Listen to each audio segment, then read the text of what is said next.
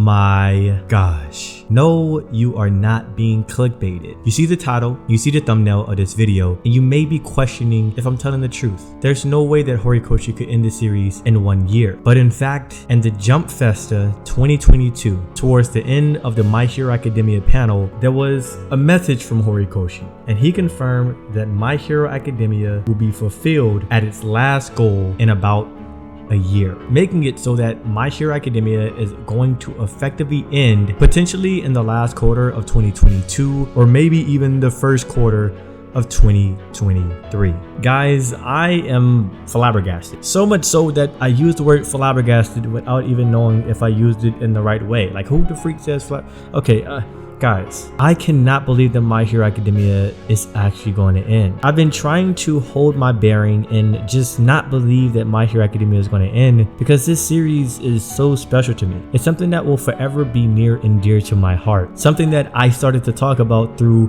my worst times in my life. And 20,000 subscribers later, something that has changed my life fundamentally, going from being a depressed 21-year-old homeless kid to someone who is moving forward in his purpose with 20,000 YouTube subscribers, talking primarily about this series, and who in 2022 plans to make the greatest gains because of this series. We just got more information literally a few seconds ago, and by the way, all of this information is being translated by Audrey. Her Twitter handle will be in the comment section, so if you want to follow her and read her thread of the My Hero Academia Jump Festa 2021 thread, detailing and translating all of the most interesting sections of the My Hero Academia panel. But apparently, in Horikoshi's message for the My Hero Academia Super Stage event at Jump Festa 2021, he says that things are going according to plan, and the story will be complete in 1 year. If things don't go according to plan, he'll have Deku's voice actor read another letter of his next year.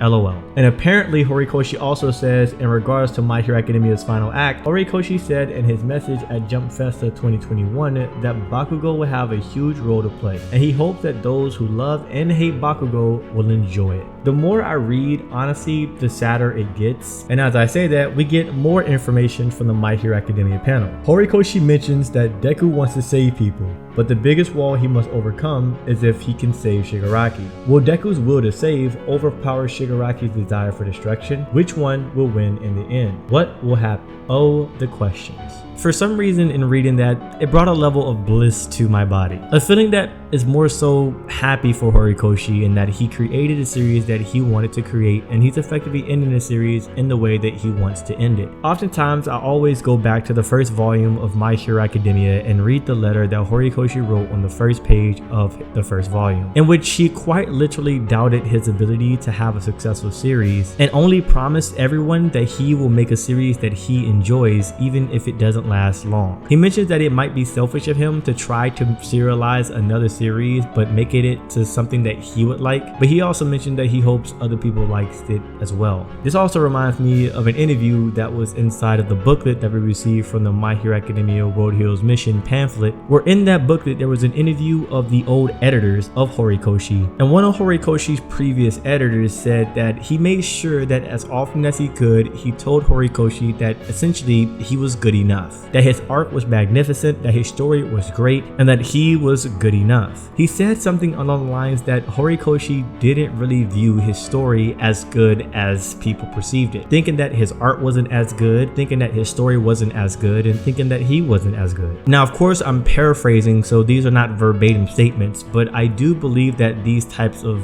feelings that Horikoshi has might stem from his past and his childhood, and very much could also have stemmed from the fact that he had 2 previous serialized series to get axed. I say that to say the perspective that I have as a creator on YouTube makes me more proud that Horikoshi not only was able to create a series that he enjoys, but create a series that millions upon millions of people around the world will enjoy for forever. And even though we have 1 year left of My Hero Academia, I will make sure to do justice to Horikoshi's story while making the best My Hero Academia content on the platform. I personally feel like this is a voice letter to Horikoshi, a 24-year-old man who has used this series, who found this series in a moment of deep dark depression and learned so many lessons on what it means to be a hero and becoming a hero for myself. So much so that I was effectively able to change my entire life talking about this beautiful,